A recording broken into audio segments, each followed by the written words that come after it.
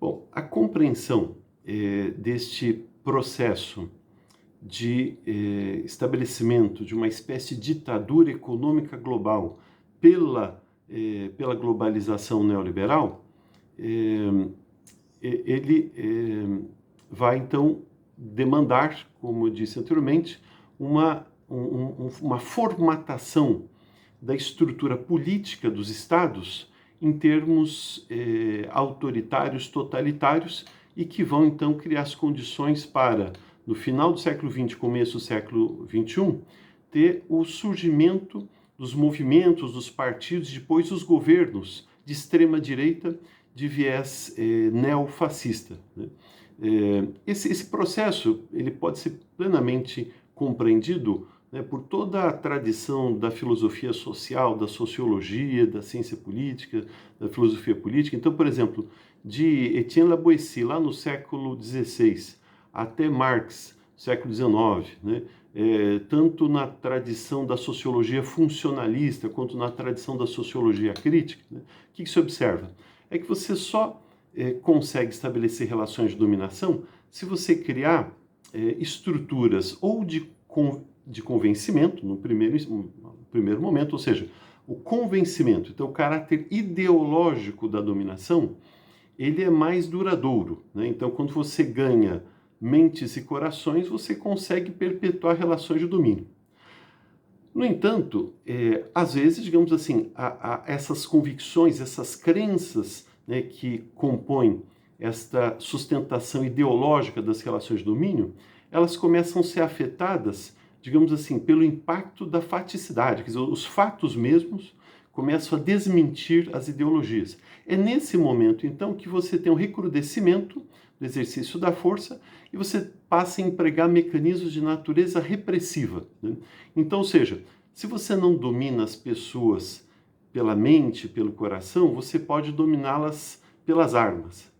Então, é nesse sentido que o neoliberalismo, durante um determinado momento, ele vai se impondo pelo convencimento. Em alguns países, digamos assim, isso ainda está em vigência. As pessoas, de alguma forma, acreditam que uma economia de livre mercado, uma economia centrada na busca da rentabilidade do capital, etc., possa trazer algum benefício para as pessoas, né? Então, isso é uma crença, né? Tem um dos pais do pensamento sociológico contemporâneo, que morreu há poucos anos, chamado Zygmunt Bauman, né? O Bauman tem um livro dele, né, uma pequena pérola, um livro fininho, vale a pena ler, né, chama-se A Riqueza de Alguns Beneficia a Todos, né?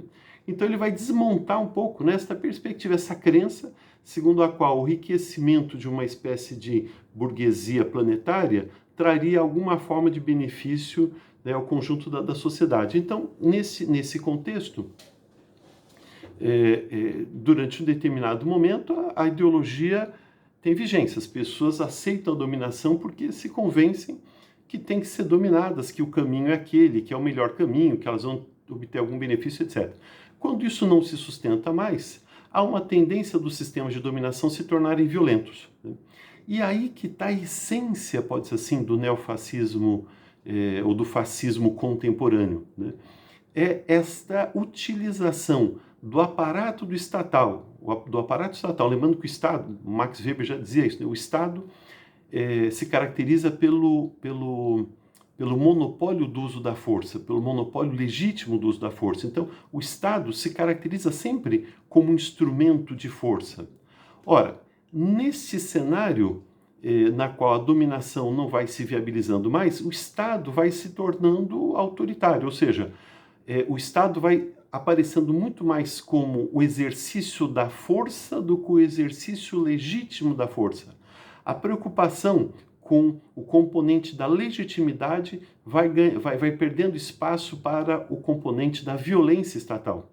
E a violência estatal, ancorada, digamos, em estratos sociais e num conjunto de crenças, é que constitui, digamos assim, a alma do fascismo que surge especialmente no começo do século XX.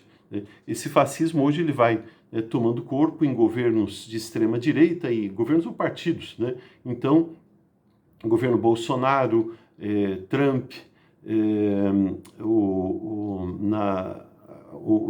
os partidos de viés extremista na Europa, como o Vox na Espanha, né, o agrupamento político da Le Pen na França, e aí você vai tendo um conjunto de forças políticas, digamos assim, que vão se articulando numa perspectiva extremista de direita e que vão, digamos assim, criando um ideário neofascista.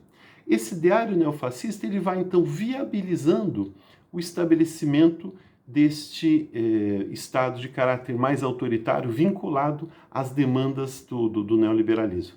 Bom, a gente dá uma paradinha, volta já já.